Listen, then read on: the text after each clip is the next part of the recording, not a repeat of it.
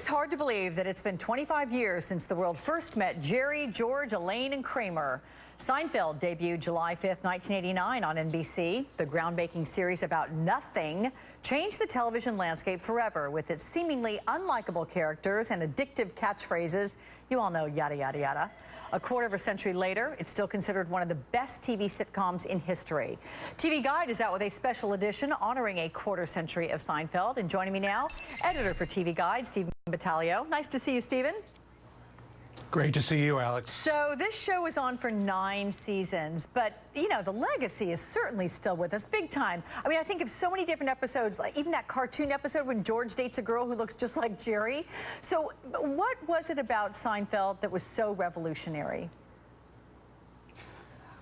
I think why we still like it today is that everything about it was built to get a laugh. These weren't characters that you wanted to be friends with. There really wasn't a lot of character development. There wasn't a lot of emotion on the show. There weren't heavy messages.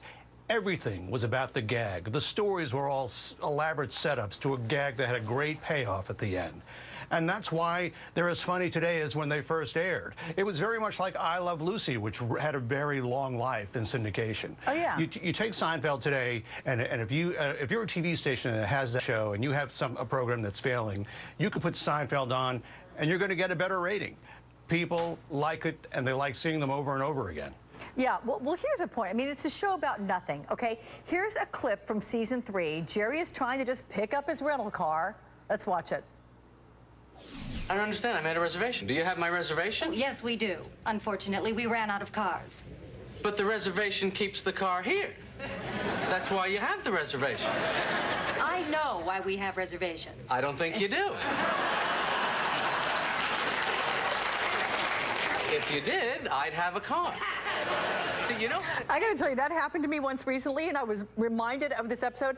I don't think I handled it quite as artfully as Jerry did there, but I think this is another reason why the show has lasted so long, is that it has these everyday situations. It finds great humor in these everyday situations that connect with people. Yeah, but it also changed rather scripted sitcoms, don't you think, Stephen? Because it was normal discourse that they were having. I mean, funny, yes, but just average banter back and forth.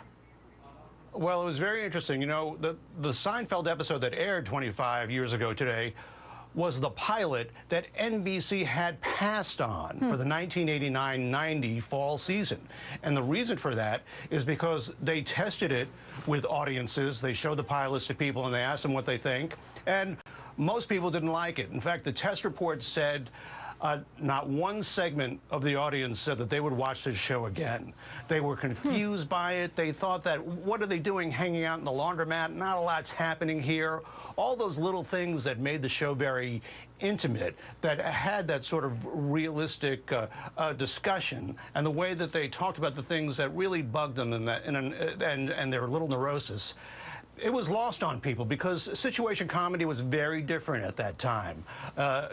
Shows like The Golden Girls and The Cosby Show, and even Roseanne, were a little bigger and broader, and this show had a different feel, a different rhythm to it, and it took time for viewers to adjust. You know, some have even said that without a show like Seinfeld, shows like The Sopranos would never have come along because you had these somewhat unlikable characters you're describing doing these, you know, unlikable things, although certainly in The Sopranos it was to a violent extreme. But what's your take on that thought? Yeah, I don't really buy that connection to The Sopranos. I think because Seinfeld was funny. They weren't killing anybody. I mean, with Seinfeld, I think it really created this template for situation comedy that's been very successful, and that is take a group of unrelated adults, have them live by a certain set of rules, and find comedy where that is sort of made by them going outside of those rules. I think you saw that in Friends, in How I Met Your Mother, in Big Bang Theory. Young people love these shows, and older viewers like them too because they like they connect with it as well. It's a format that's really done very well in situation comedy ever since. Yeah, well, I've enjoyed talking with you about it. Stephen Battaglio, thank you so much. We'll see you again. Thanks for having me. Google scrubbing, why the search engine giant might prefer to leave your past right where it is. That's ahead. Many of my patients still clean their dentures with toothpaste.